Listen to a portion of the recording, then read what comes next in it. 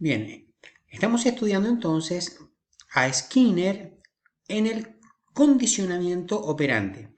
Decimos entonces que el principal aporte de Skinner es justamente el refuerzo de premios y castigos a la conducta.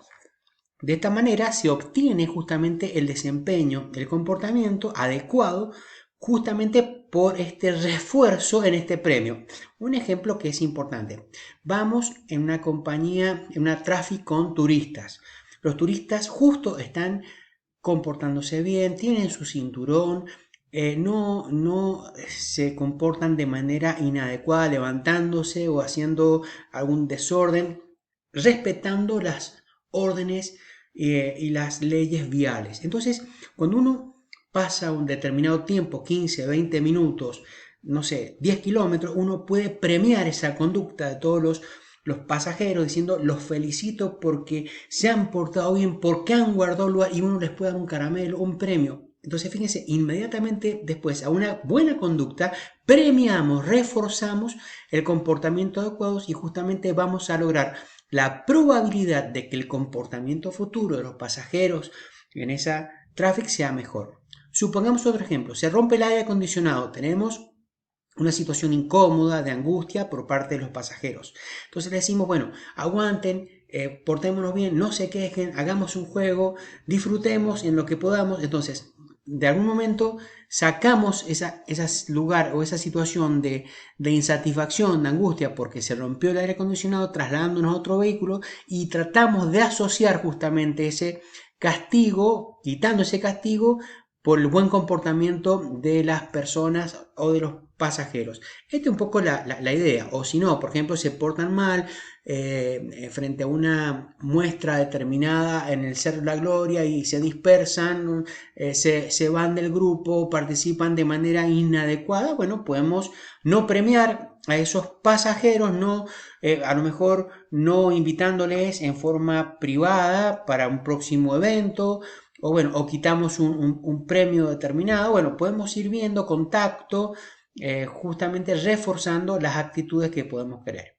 Bien, esto es lo más importante que podemos ver muy aplicado en las empresas, pero inclusive en las ventas. Si yo quiero lograr que un cliente vuelva a comprar mi producto, bueno, puedo justamente con la actitud de compra darle un premio, darle un refuerzo. Entonces logro que el cliente afianzar su lealtad comercial.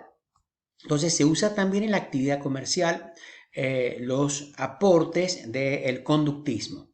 Ahora, un tema interesante que a mí particularmente me gusta con respecto al conductismo de Skinner es justamente lo que llegó eh, Martin Seligman experimentando también con animales a un tema con respecto a la indefensión aprendida. Vamos entonces a estudiar de qué se trata la indefensión aprendida. Es la condición en la que una persona se inhibe o se bloquea ante una situación que es realmente aversiva, una situación que es agresiva o adversa. Se inhibe la persona y no sabe qué hacer. La indefensión aprendida es un fenómeno que ocurre cuando una persona experimenta una situación muy negativa y no cuenta, digamos, con los recursos suficientes para hacerle frente.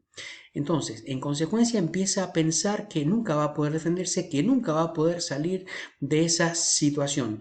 Recordemos, por ejemplo, a veces cómo los ciertos animales en los condicionamientos fueron aprendidos, o en realidad fueron enseñados y aprendieron a que no podían irse de un determinado obstáculo desde muy pequeño. Luego asocian esa conducta porque aprendieron en donde no pueden salirse, inclusive cuando su cadena de un tremendo animal puede voltear esta silla y está con una pequeña cadena o con un hilo dental inclusive atado a su pata y no va a moverse de allí justamente por este condicionamiento. A veces las personas están atadas a cadenas condicionadas por ciertas ideas que lo tienen justamente atrapados. De aquí viene justamente la idea de indefensión aprendida, viene justamente la idea que vamos a estudiar de Martin Seligman.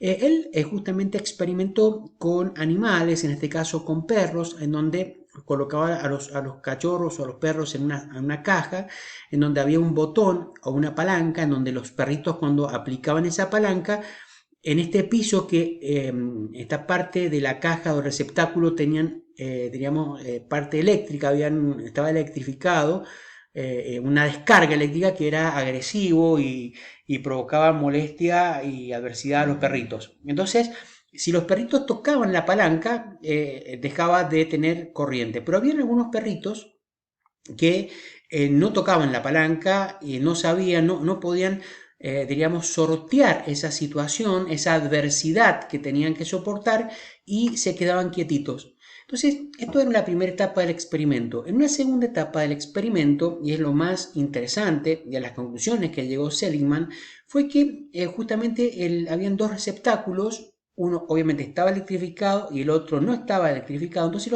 había un pequeño obstáculo en el medio, una pequeña tarima o tabla, donde los perritos cuando sufrían la descarga eléctrica en la primera parte tenían que saltar esa pequeña tarima. O sea, cuando recibían la descarga y la palanca no funcionaba porque ya la prueba era otra, según la propuesta por Seligman, entonces los perritos buscaban alternativas y miraban, tocaban la palanca, el botón y no funcionaba, entonces lo que hacían obviamente era escapar de allí saltando esta tarima.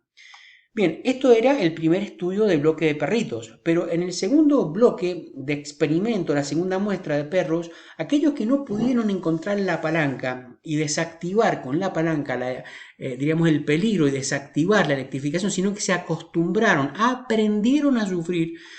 Cuando se encontraron esta posibilidad, esos perritos que aprendieron a subir nunca saltaron, no se encontraron saltando justamente hacia el otro lado, o sea que aprendieron a recibir el dolor, aprendieron a fracasar.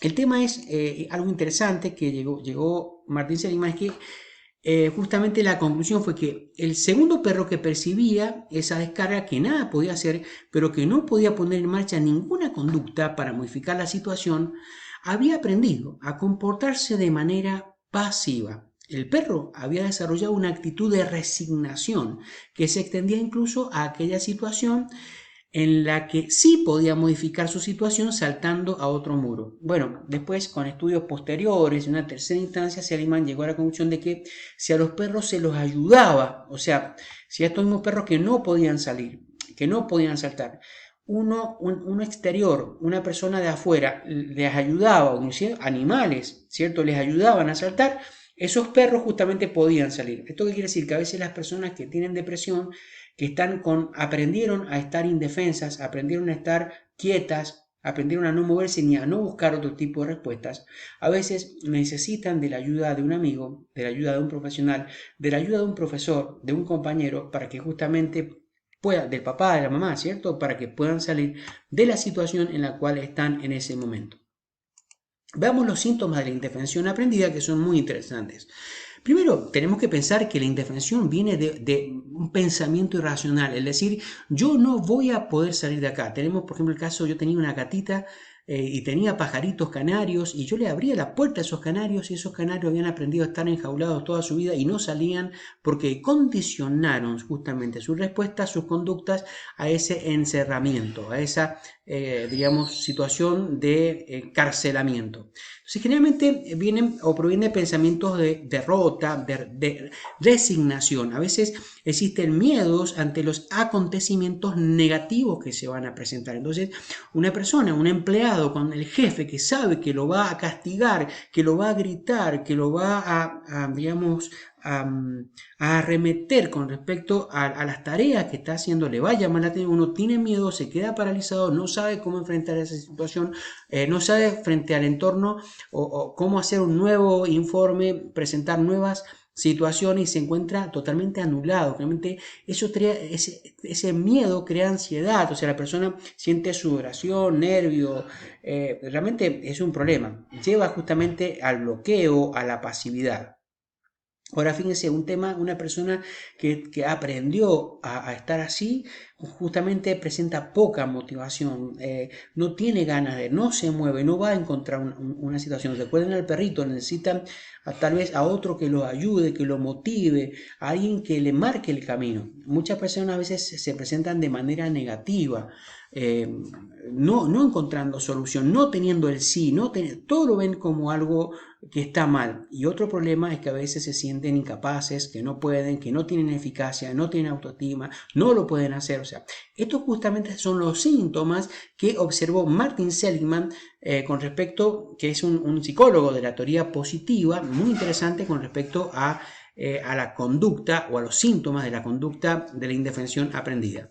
Veamos de alguna manera ahora cuáles son las estrategias para mejorar esta situación. Recordemos que parte de esta indefensión aprendida se genera por pensamientos que son irracionales, por miedos que no son reales, por miedos que son justamente inconscientes.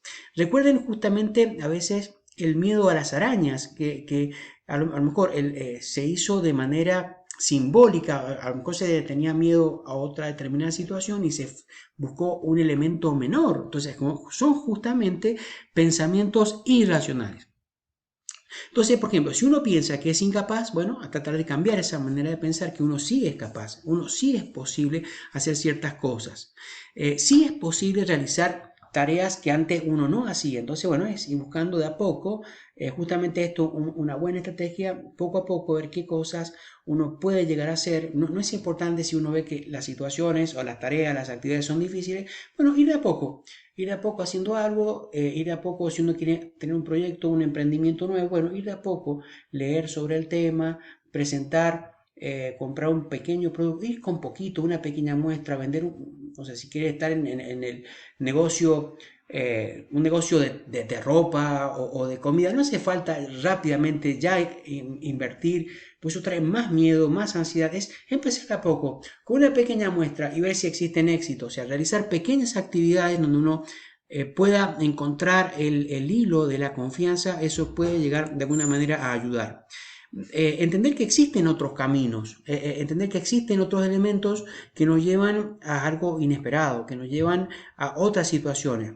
También una cosa interesante es analizar justamente la situación, o sea, es tratar de poner un juicio crítico a aquellos pensamientos que no son racionales. Generalmente hay un psicólogo muy interesante que se llama Albert Ellis, en donde él dice que casi todas las personas vienen con ciertos paradigmas que son irracionales. Y esos paradigmas es pensamientos como yo debería hacer esto, yo tengo que hacer esto. Y este tipo de pensamiento lo que hace es obligar y poner en una situación irracional a la persona en ciertas cosas que si no logra conseguir aquello, conseguir el 10 o el ser el mejor que ellos en el trabajo o mejor en el estudio, son situaciones que a veces no se presentan, se siente totalmente mal, se siente totalmente infeliz, se siente totalmente inadecuado. Bueno, estas son situaciones que hay que revisar, que hay que analizar estos pensamientos. Acuérdense que Albert Ellis, de la teoría cognitiva, él dice que tenemos un pensamiento unido a una emoción y una emoción unido a una conducta. Entonces hay que analizar las emociones, hay que analizar los pensamientos, que a veces son irracionales. Esos pensamientos llevan generalmente una emoción, que puede ser tristeza, que puede ser bronca, que puede ser susto, miedo y demás. Y llevan a una conducta, que es hacer algo que van acompañado. Entonces, bueno, hay que analizar las situaciones. Muchas de esas acciones, muchas de esas emociones son provocadas por la manera de interpretar los fenómenos, por la manera de interpretar las situaciones, y lo que uno tiene que hacer es poner una tela de juicio que va a hacer que nosotros busquemos, digamos, una cierta razonabilidad, una cierta lógica, encontrar alternativas con mayor confianza. Lo otro es trabajar con cierta asertividad, o sea, no tratar de que los demás tengan razón cuando se trata de determinadas situaciones, o uno estar en contra de los derechos de los demás en la comunicación, ¿cierto? De una manera agresiva, sino lo mejor es la manera asertiva, es defender los derechos, es proponer, es negociar ciertas situaciones con los jefes, con los compañeros, buscar alternativas y aprender nuevas soluciones. El humanismo y algunos autores, por ejemplo, como Maslow y otros autores que provienen del existencialismo, proponen que nosotros somos los dueños y somos, diríamos, los artífices de nuestra propia vida. De nosotros depende que podamos encontrar un proyecto nuevo, de nosotros depende formar lo que queremos ser en nuestras vidas. Bien, esto es todo por hoy. No todo es la influencia del contexto, sino depende de nosotros.